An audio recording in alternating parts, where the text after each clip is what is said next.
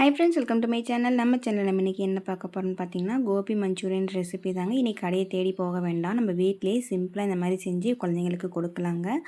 ரொம்ப ரொம்ப ஈஸியான கோபி மஞ்சூரியன் ரெசிபி எப்படி செய்யுதுன்னு நம்ம இந்த வீடியோவில் பார்க்கலாம். இனி நம்ம கடையை தேடி போக வேண்டாங்க, வீட்டிலேயே நம்ம செஞ்சுக்கலாம்.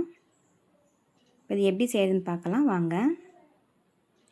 ஒரு முழு காலிஃப்ளவரை அந்த மாதிரி வாங்கிட்டு நல்லா க்ளீன் பண்ணி கட் பண்ணி எடுத்து வச்சுருக்கேங்க. தண்ணியில் ஃபஸ்ட்டு அலசி எடுத்துக்கிட்டு இப்போ ஒரு வானலில் பூ கழுவுறதுக்கு தேவையான அளவுக்கு தண்ணி விட்டுட்டு கொஞ்சமாக கல்லுப்பு மஞ்சள் போட்டு நம்ம கட் பண்ணி எடுத்து வச்சுருக்க அந்த காலிஃப்ளவரை இது கூட சேர்த்துக்கலாம். சேர்த்துட்டு பூ ஒரு கால்வாசி அளவுக்கு வேகிற அளவுக்கு நல்லா கொதிக்க விட்டு வடிகட்டி எடுத்துக்கலாம்.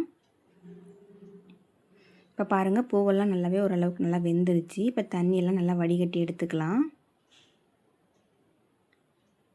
இப்போ தண்ணியெல்லாம் வடிகட்டி ஒரு பவுலில் பூ எல்லாத்தையும் நம்ம சேர்த்துக்கலாங்க.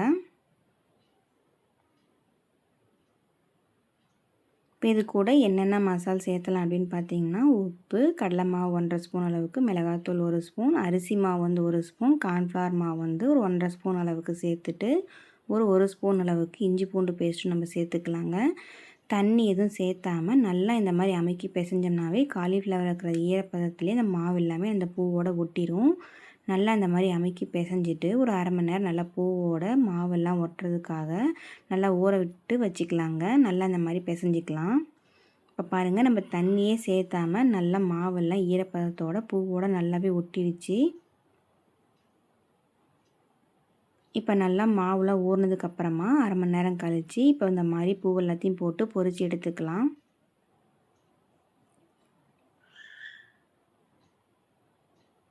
அதிகமாக போட்டுற வேண்டாங்க, தாராளமாக வேகிற மாதிரி கொஞ்சம் கொஞ்சமாக போட்டு இந்த மாதிரி பொரித்து எடுத்துகிட்டு வந்துடலாம்.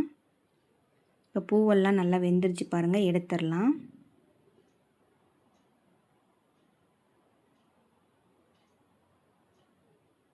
எல்லா காலிஃப்ளவரையும் நம்ம பொரித்து இந்த மாதிரி எடுத்துகிட்டு வந்துட்டோங்க. இப்போ வானலில் கொஞ்சமாக எண்ணெய் சேர்த்துக்கலாம். இஞ்சி ஒரு துண்டு, பூண்டு ஒரு 6-7 பூண்டு எல்லாத்தையும் குட்டி சைஸாக கட் பண்ணி இது கூட சேர்த்துக்கலாம். அது கூடவே ஒரு பெரிய வெங்காயத்தை நல்லா இந்த மாதிரி கட் பண்ணி சேர்த்துட்டு நல்லா எண்ணெயோடு நல்லா வதக்கி எடுத்துக்கலாம்.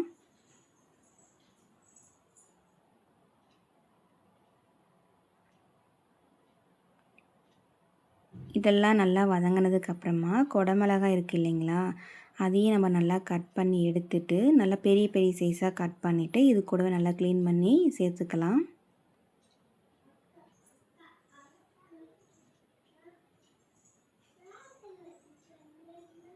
குடமிளகாயும் சேர்த்துட்டு நல்லா அந்த மாதிரி வதக்கி விட்டுறலாங்க. எண்ணெயிலே நல்லா வேகணும்.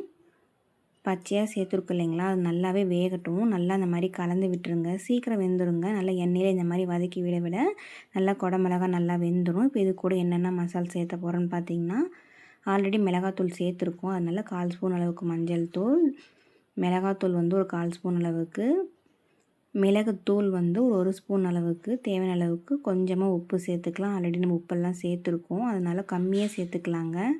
இப்போ இந்த மசாலா எல்லாத்தையும் சேர்த்துட்டு நல்லா இந்த மாதிரி கலந்து விட்டுடலாம். கலந்து விட்டுட்டு சோயா சாஸ் கடையில் ரெடிமேடாக நமக்கு கிடைக்குங்க. அது ஒரு 1½ ஸ்பூன் வர அளவுக்கு சேர்த்துக்கலாம். அதே மாதிரி தக்காளி சாஸ் ஒரு 2 ஸ்பூன் வர அளவுக்கு நம்ம சேர்த்துக்கலாம். இப்போ இது எல்லாத்தையும் நம்ம நல்லா சேர்த்துட்டு நல்லா கலந்து விட்டுடலாங்க. இந்த சாஸ் எல்லாம் நமக்கு நல்லா கலந்து வரணும்.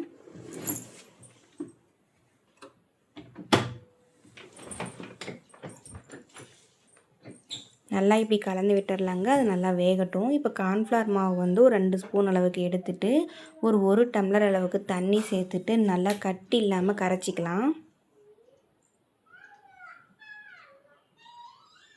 நல்லா இந்த மாதிரி கரைச்சிட்டு இது கூட சேர்த்துக்கலாங்க. கார்ன்ஃப்ளவர் மாவு சேர்த்த உடனே நல்லா கட்டியாக மாறும். நல்லா இந்த மாதிரி கலந்து விட்டுருங்க. மாவோட பச்சை வாசனை போகிற அளவுக்கு நல்லா இந்த மாதிரி ஸ்டவ்லேயே ஆன் பண்ணி மீடியம் ஃப்ளேம்லேயே வச்சு இந்த மாதிரி கலந்து விட்டுருங்க. ஹை ஃப்ளேமில் வேண்டாம். இப்போ பாருங்கள், தண்ணி மாதிரி இருந்தது நல்லா கெட்டியாக மாறிடுச்சு.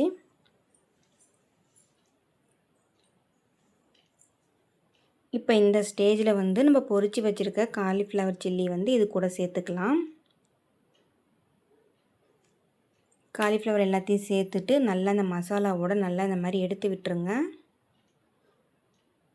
மசாலா வந்து காலிஃப்ளவர் பக்கம் எல்லாம் வர மாதிரி நல்லா இப்படி ஃபுல்லாக கலந்து விட்டுருங்க.